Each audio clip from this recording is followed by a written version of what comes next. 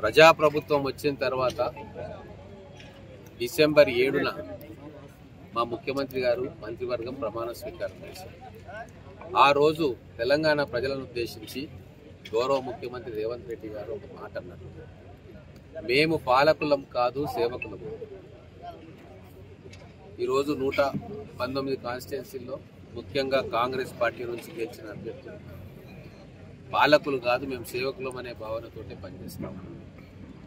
అందుకే ఒక నిర్ణయం తీసుకున్నాం, కాంగ్రెస్ పార్టీ కార్యకర్తలు ఎక్కడ సంవత్సరాల నుంచి పరిష్కారం కాని సమస్యలు ఉన్నాయో కొద్దిపాటి ఎఫర్ట్ పెడితే ఆ సమస్యకు ఒక శాశ్వత పరిష్కారం దొరుకుతుంది. అటువంటి దగ్గర మేము ఇమ్మీడియట్గా మా కార్యకర్తలు అందరం కూడా నాయకులు ఎమ్మెల్యేతో సహా గ్రామాల్లో ఉన్న కార్యకర్త దాకా అందరం కూడా శ్రమదానం చేసి ఆ సమస్యను పరిష్కారం చేయాలి, ప్రజలకు సేవ చేయాలి. ఈ దృక్పథంతో మొట్టమొదటగా బీఈడీ కాలేజీలో ఆడపిల్లలకు టాయిలెట్స్ లేవని తెలిస్తే మేమందరం కూడా చందాలు వేసుకొని ఆ టాయిలెట్లు కట్టినాం.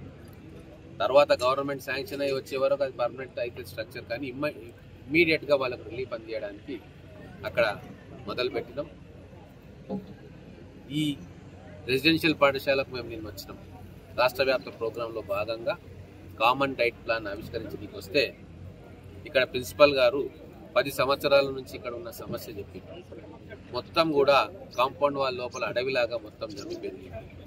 పాములు, తర్వాత అడవి పందులు అవన్నీ సాయంత్రం కాగానే పిల్లలు హాస్టళ్ళకు పోగానే అవన్నీ వచ్చి ఇక్కడ మొత్తం కూడా విహారం చేస్తుండే. పిల్లలు బయటికి రావడానికి ఇబ్బంది పడతాం.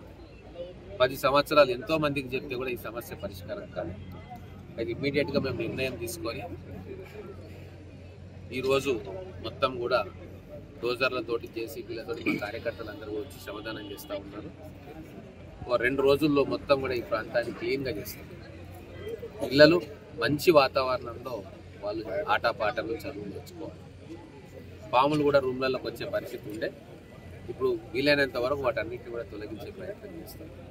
రాబోయే రోజుల్లో ప్రతి ఆదివారం కూడా మా కాంగ్రెస్ పార్టీ కార్యకర్తలందరూ కూడా ఏదో ఒక గ్రామంలో కానీ పట్టణంలో కానీ ఎక్కడైతే చెత్త పేరుకొని పోయిందో, ఎక్కడైతే ఇబ్బంది ఉందో శ్రమదానం చేయాలని చెప్పి మేమందరం నిర్ణయం తీసుకున్నాం.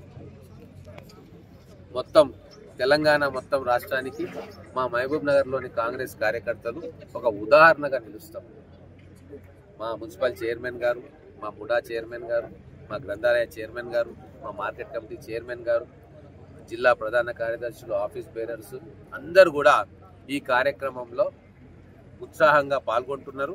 భవిష్యత్తులో పాల్గొంటారు. ఇంకా అనేక సమస్యలు పరిష్కారం చేయాల్సినవి ఉన్నాయి మహబూబ్ నగర్ పట్టణంలో. అంటే కొద్దిపాటి చొరవ మేము చూపిస్తే ఆ సమస్యకు పరిష్కారం ఉంటుంది. అటువంటి వాటిని ఐడెంటిఫై చేసి మేము సైతం అన్నట్టుగా మా వంతు కార్యక్రమం మేము చేస్తాం. రాజకీయ నాయకులం అంటే ప్రజల్ని భయపెట్టియడం, బెదిరియడం కాదు. ప్రజల సంక్షేమం కోసం సేవకులుగా మారడం. అధికారంలోకి రాగానే ఇక మేము పాలకులము, మాకు తిరుగులేదు అని చెప్పే భావన గతంలో ఉండేది. కానీ ఈరోజు మా ముఖ్యమంత్రి గారు చెప్పిన మాటలకు పూర్తిగా తీసుకొని ఈరోజు ప్రజలకు సేవ చేయాలి, మాకు ప్రజలు అద్భుతమైన అవకాశం ఇచ్చిండ్రు కాబట్టి 5 సంవత్సరాలు సేవ చేస్తామనే దృక్పథం మా నాయకులందరిలో కూడా వచ్చింది. ప్రతి కార్యకర్త కూడా ఈ కార్యక్రమంలో భాగం పంచుకుంటాం. ఇది తెలంగాణ రాష్ట్రంలోనే ఒక నాంది కావాలి. మా కోడూరు అలా బీఈడీ కాలేజు, ఆ కోడూరు ఇది ఒక ఎగ్జాంపుల్గా కావాలి. కోడూరు ఎస్సీ గురుకులము, అక్కడ పట్టణంలో ఉన్న బీఈడీ కాలేజు ఇది ఒక ఎగ్జాంపుల్గా నిలవాలని చెప్పి మేము భావిస్తూ ఉన్నాం. ప్రతి ఆదివారం కూడా ఏదో ఒక కార్యక్రమాన్ని ఆర్గనైజ్ చేయమని చెప్పి మా నాయకులందరికీ, చైర్మన్ గారికి చెప్పినాం. ఖచ్చితంగా రాబోయే రోజుల్లో ఒక మంచి రాజకీయాన్ని ప్రజలకు చూపించాలి. సేవకులుగా రాజకీయ నాయకుడు ఉంటే ఎంత బాగుంటుంది, ఎంత అద్భుతంగా ఉంటుంది అని చెప్పి ప్రత్యక్షంగా చూపించాలని చెప్పి మేమందరం కూడా భావిస్తాం. మేడం తీసుకుంటాం.